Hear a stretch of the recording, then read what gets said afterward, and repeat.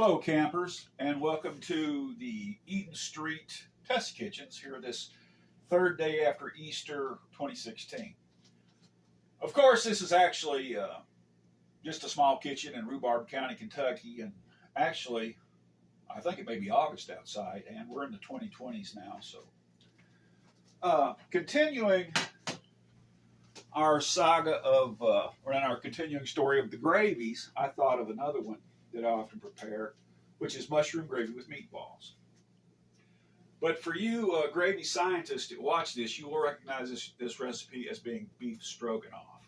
So we had already had the eye on and was getting our skillet warm, so I don't have to show you that. We've already done it.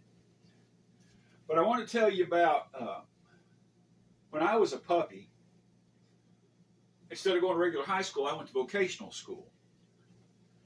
And I took a class called Agricultural Industrial Mechanics, and they were real sticklers on not buying new parts, but repairing the parts that you were working on, old obscure tractors and pieces of industrial equipment.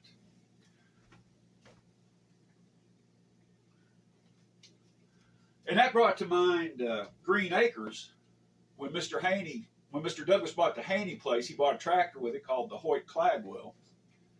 And the only place they could get that work done was, the only place to get parts for it was Bismarck, North Dakota. So I guess, yeah, you'd have to learn how to repair other than try to get parts that are practically unobtainable. But the gist of it being you fix there at home or on the farm or on the business where you're at, instead of trying to reach out and solve problems somewhere else. And the same thing is what we're doing with our cooking today. We're not... You don't want to have to go to the store, to the market every time that you're going to prepare a meal. So we're trying to learn how to prepare meals from what's laying around the house. Still use traditional recipes, but swap out a few things, change the steps around a bit, which is what we're going to do today.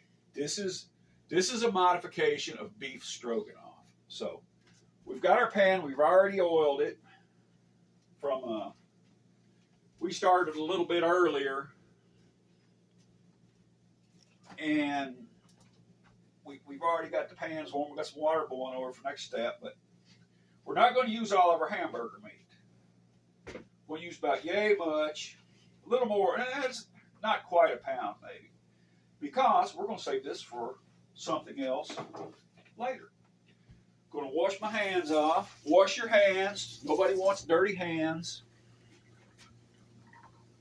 And then we're going to start adding our ingredients to this. These are going to be our meatballs. 1 egg in a bowl. Always crack your egg in a bowl. Whoop it. Inspect it. Whoop it. Never ever just crack your egg in the bowl. Don't do it that way. Because if there's something wrong with the egg, then you've got to be in there dipping that out.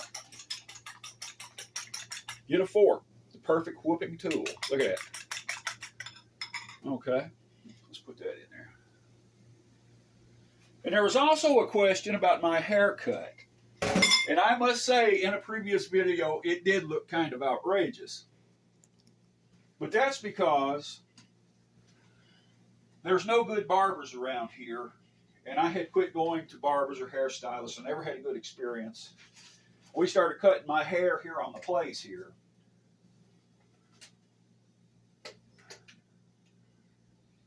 But that's all you need to know about that for right now.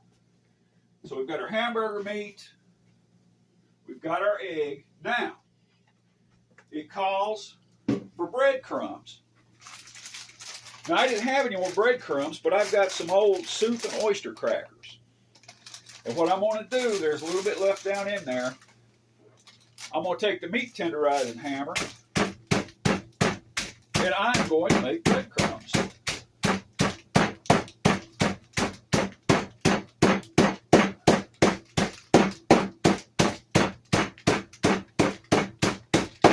Now, if you're in a big hurry, this video may not be for you, because this is going to take a couple minutes to get all this, get it going.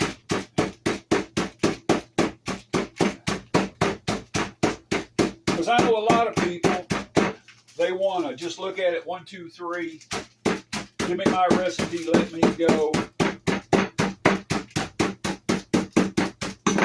And about the worst thing you can do is slam your food together. Take your time, like the song said, take your time, do it right. All right, so the continual war with the burners here. Okay, we got our hamburger meat. We got our egg. Get over here. Let's see the breadcrumbs. Look at this. Look at this. There you go. Good old breadcrumbs. All right, let's use our dual seasoning, Creole seasoning. You want to go light on this because it's mostly salt and it's got red pepper in it. And it's got your garlic, but we don't want much of that because we don't want a lot of heat to this. We want a kind of a sweeter taste to it. Our good old standby Worcestershire with the flyaway label. Hit that up pretty good. Pretty good dose of that.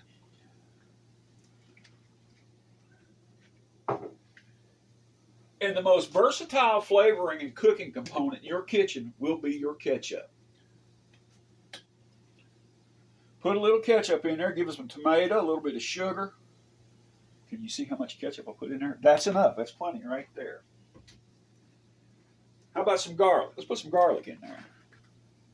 I wanted to put onion in it, but we was out of onion, so we're just going to use garlic. Look at that. Look at that. There we go. Let's put the garlic back up in here where it stays. All right. Do we have anything else? Yeah, let's put some black pepper in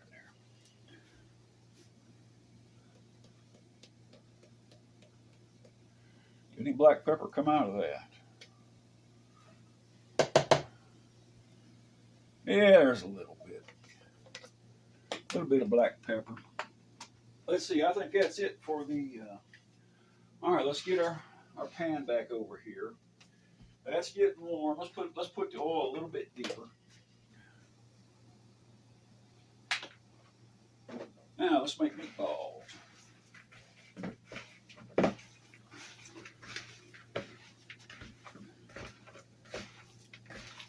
Now I was going to make this, you can eat this. You can put noodles right in it, or you can make you some nice mashed potatoes. I usually make a garlic mashed potato, put something like this over, or get you some egg noodles, mix in it. It'll be more like beef stroganoff. But I was going to use spaghetti noodles and make some spaghetti. But then while I was rummaging around here, I come up with something else. And I'll show you in a minute. Now this is how I make meatballs. You take what you're starting off with and you break it in half. Then you break it in half again. Break it in half.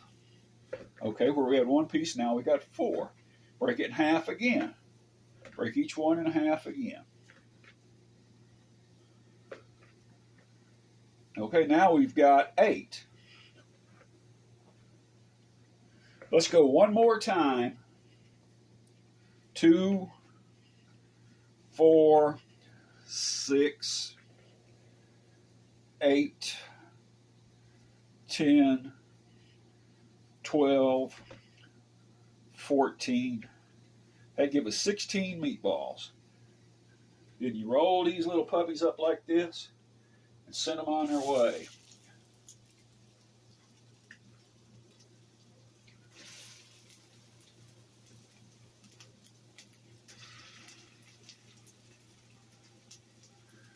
But I don't know, I'll tell this story. I don't know how much you want to hear about my hair while I'm cooking.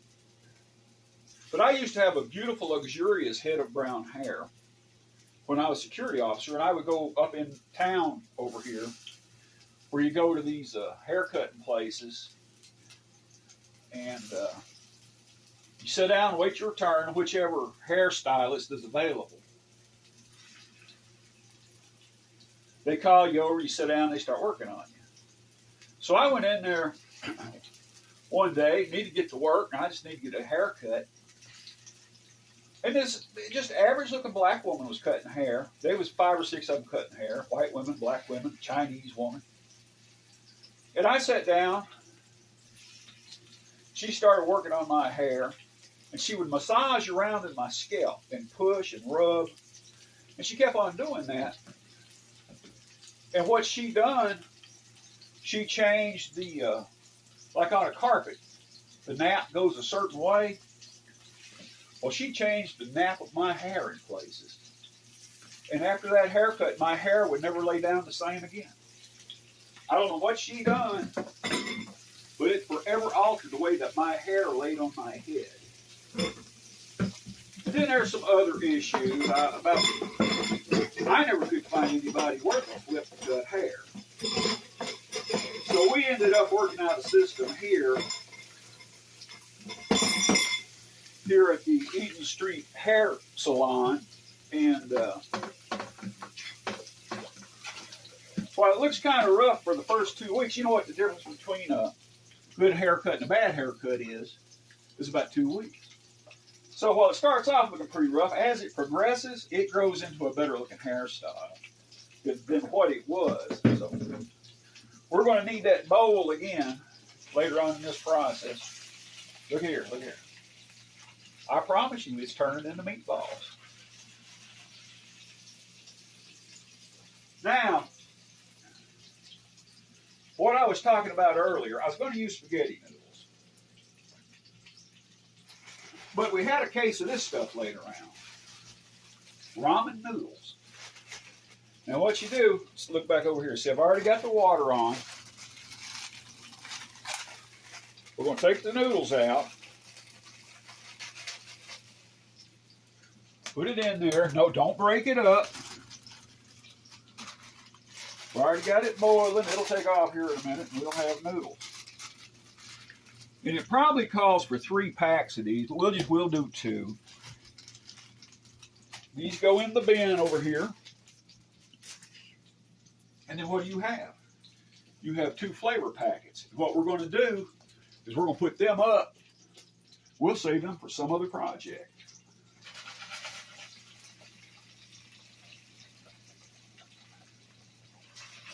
And it won't be long. These will get the motivating.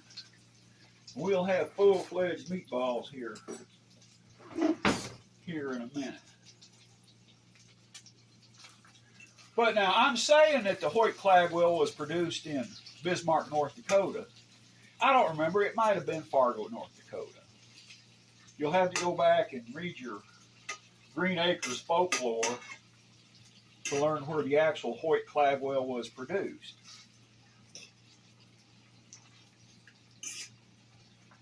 But while I was going to vocational school, they had several of those principles that they preached every day.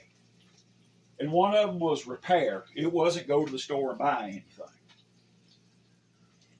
And another point they pressed was the right tool for the right job. Use the right tool for the right job and use it the right way. Hey, who am I to argue with that? But as you learn your basic cooking skills and kitchen skills, you will see that there's lots of things that you can use that are already in your kitchen. You get your what they call the staples.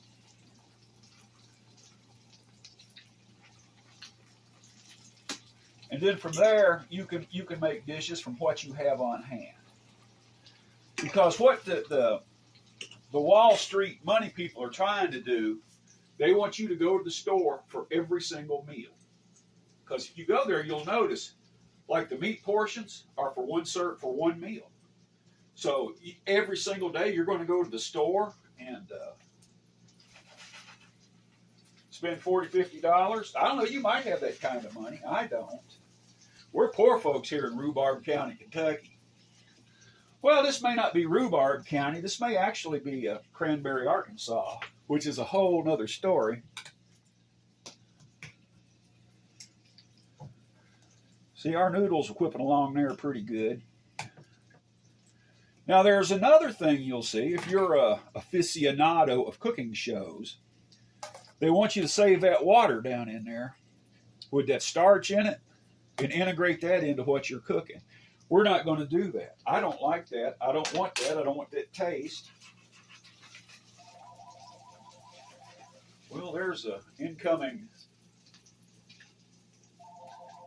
the notification system. Let's let it ring. Maybe it won't be somebody got the jabber jaws on the message answering machine. Do what? Uh-oh, somebody about Wall Street, me running them down. Anyway, we're going to press on. I don't know who that is. Probably a bill collector. It might be student loan people.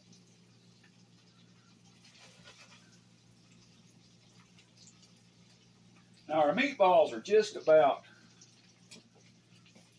Now it don't take long to cook these ramen noodles at all. They are just about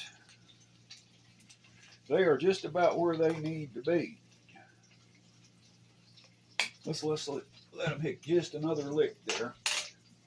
I think we can cut the heat off on that. Now I don't want to take my meatballs out of the skillet, but that must have been a fatty meat grind because I got a lot of extra grease in there. So we are going to have to dispose of that. Let me get over here and get a... There's some more bowls. I don't know where they come from. Anyway, that was an earlier discussion. Usually, I can tell you where and when we got the bowls and utensils. And these may have this big honking bowl and a bigger honking bowl like this. I think come from my mother. I don't know. I don't remember. So we've got some big orange bowls.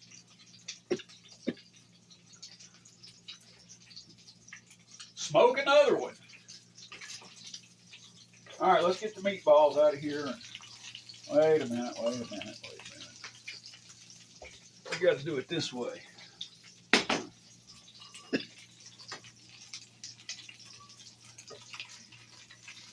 Let's get the meatballs over in here. See, beautiful little meatball. Nothing to it.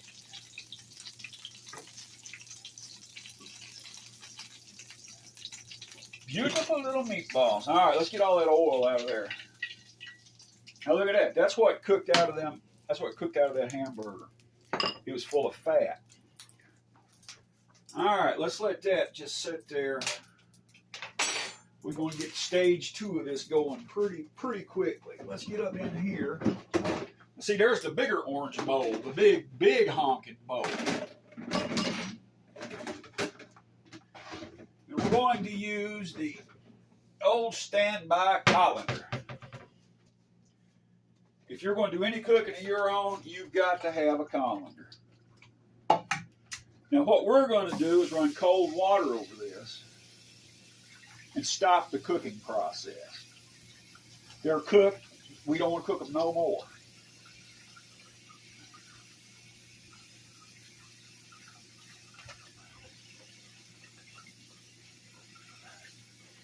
Don't break them up. I want big, long noodles in mine.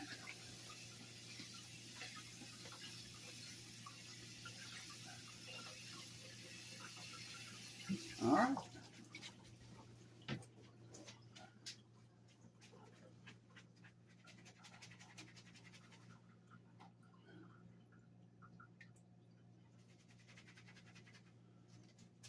Big old ramen noodles. Look at that. Look at that. There we go.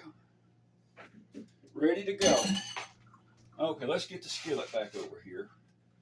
All right, let's move on with the rest of this. This is meatballs and mushroom gravy, so let's get some mushrooms. I don't want the mushroom juice. I don't know what that is. I don't know what that's made out of, and I don't want it. Look at that. Look at that there.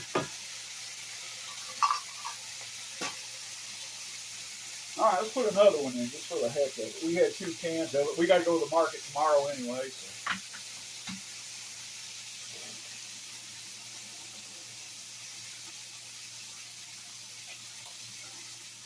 Look at that there. Uh-oh, there's one trying to escape its destiny.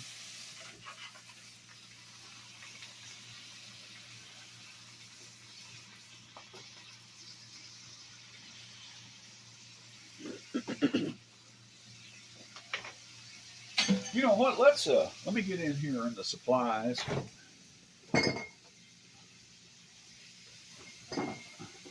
Let's put a little knob of butter in that, just to enrich it a bit. All right, put the butter back in here.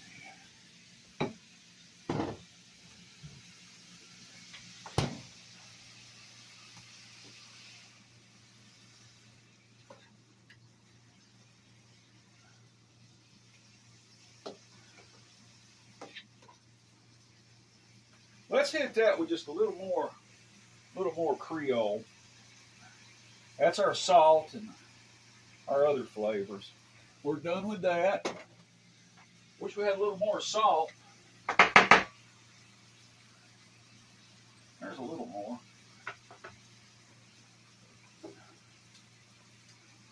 Put a little more Worcestershire in here. Let me put this up. We're done with this.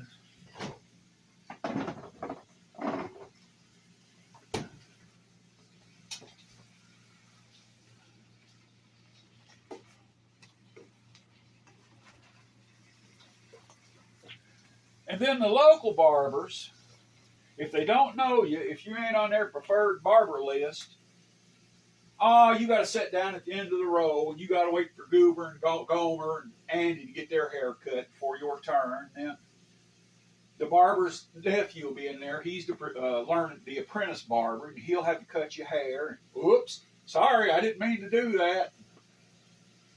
So we started learning haircutting skills here.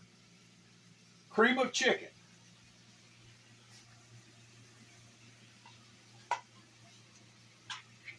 One can. Oh, get in there, Mr. Cream of Chicken. Oh. That's enough cream of chicken. Cream of mushroom.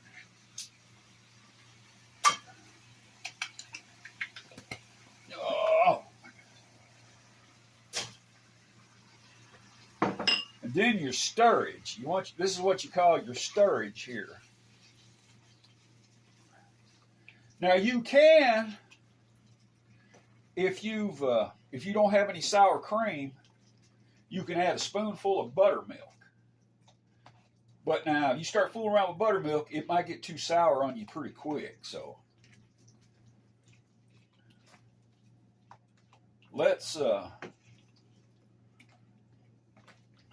some milk in there.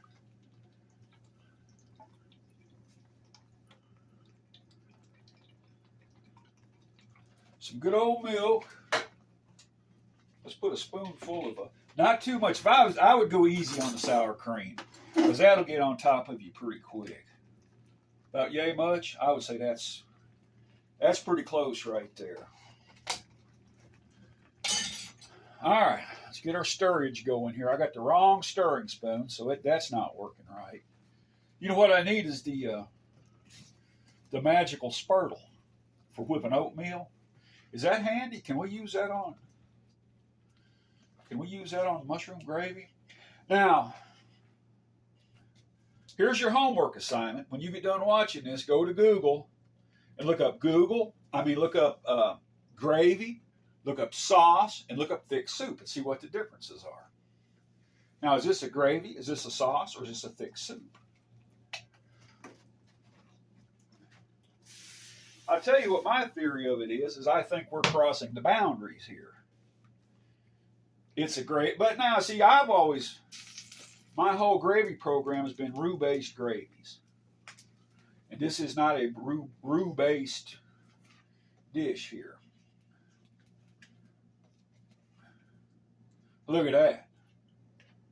Let me tell you, that's something that's good right there. Put our meatballs back in.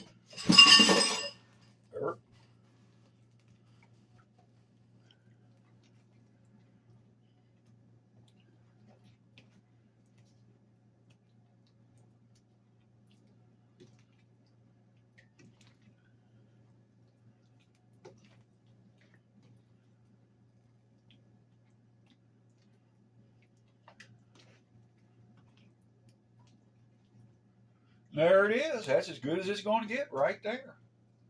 It could actually stand to cook a little while longer, but I want to go ahead, mix it up so you can see what we're looking at here. But I need something a little heavier. There's our ramen noodles.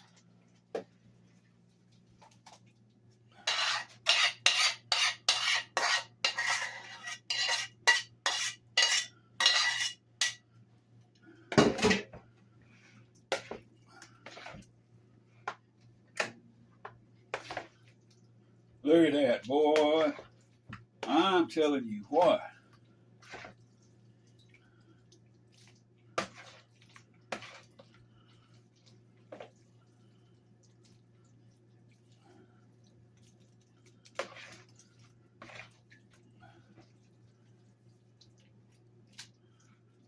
Now that is some righteous eating right there.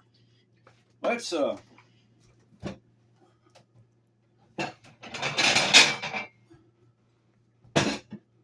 Homer Laughlin, the good stuff. Let's see if we can get some. What is that? I want that in there.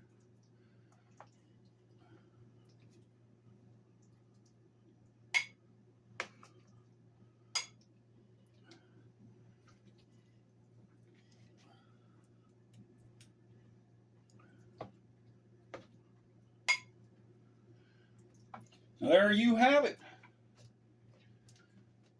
Mushroom gravy and meatballs. Let's come here. Let's open up a meatball. Come here. Look at that. Cooked to perfection. Didn't you just pretend this is high dollar pasta right there?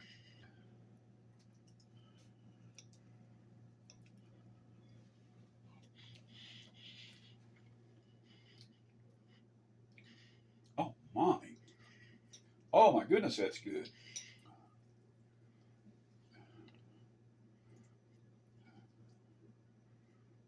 Oh, that's a pretty big bite here.